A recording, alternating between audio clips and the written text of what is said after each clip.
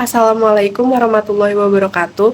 Perkenalkan, nama saya Amanda Ditasari dari Prodi Akuntansi Perpajakan kelas 4D. Di sini saya akan menjelaskan mengenai provisi dan kontingensi.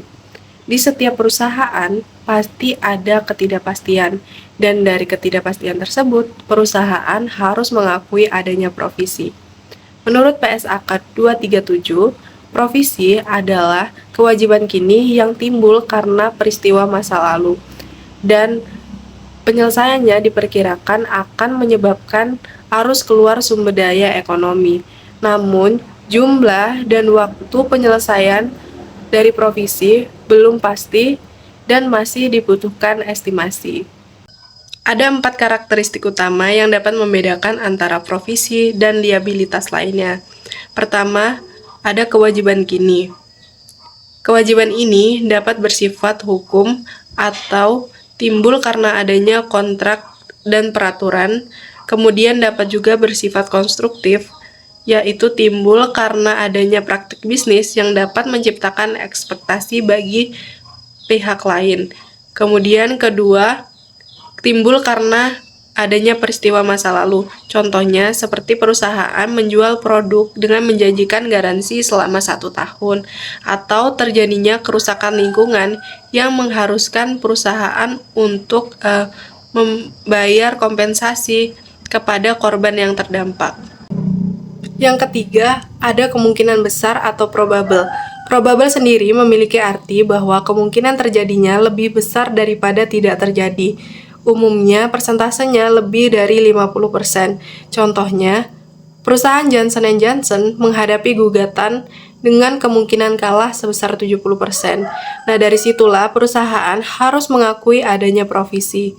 Yang keempat, estimasi dapat diukur secara andal. Perusahaan harus memastikan nilai kewajiban dengan menggunakan estimasi yang rasional dan dapat dipertanggungjawabkan, misalnya menggunakan data historis, statistik, atau pendapat ahli. Ada 3 cara yang digunakan untuk menentukan nilai estimasinya. Yang pertama, nilai estimasi terbaik atau best estimate, yaitu menggunakan nilai yang paling realistis dan rasional untuk menyelesaikan kewajiban pada tanggal pelaporan. Yang kedua, metode expected value, yaitu metode yang digunakan apabila terdapat banyak kemungkinan hasil dari probabilitas yang berbeda, dihitung dengan cara mencari nilai rata-rata tertimbang dari seluruh kemungkinan tersebut. Yang ketiga, penyesuaian nilai waktu uang atau present value, di mana nilai estimasi masa depan akan didiskontokan ke nilai sekarang menggunakan tingkat diskonto yang sesuai. Hal ini dilakukan karena secara logika, uang 100 juta saat ini akan lebih berharga daripada 100 juta di 10 tahun yang akan datang. Untuk pengungkapan dan penyajian, provisi akan disajikan dalam laporan posisi keuangan di bawah liabilitas dan akan dikategorikan menjadi 2, yaitu provisi dalam jangka panjang dan provisi dalam jangka pendek. Kemudian pengungkapan mengenai rincian-rinciannya seperti sifat dari provisi tersebut, kemudian pergerakan saldonya akan diungkapkan melalui catatan atas laporan keuangan. Pembahasan selanjutnya adalah tentang kontingensi.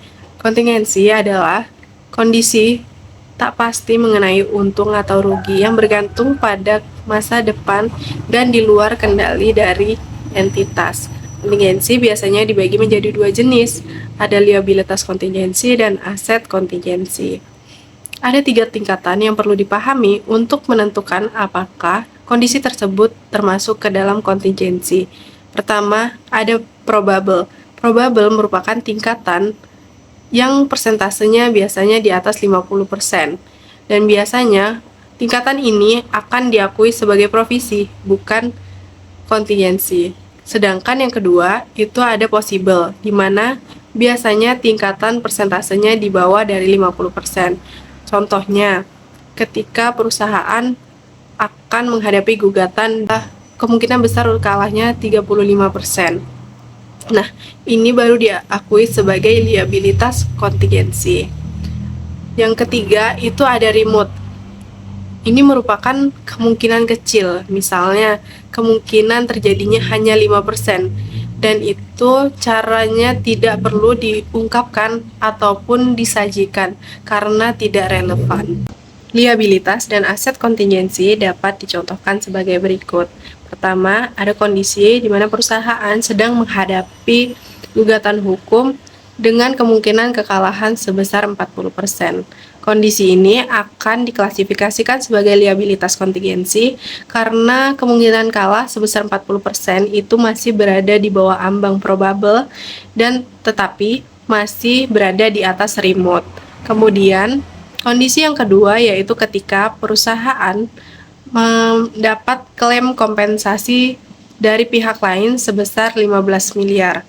Kondisi ini akan diklasifikasikan sebagai aset kontingensi karena klaim kompensasi merupakan potensi ekonomi yang akan mengalir kepada entitas, namun keberadaannya masih bergantung pada masa depan dan di luar kendali dari perusahaan.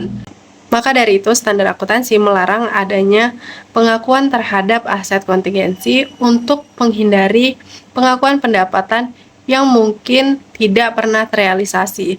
Hal ini merupakan gambaran dari prinsip kehati-hatian yang memastikan bahwa laporan keuangan akan disajikan secara wajar.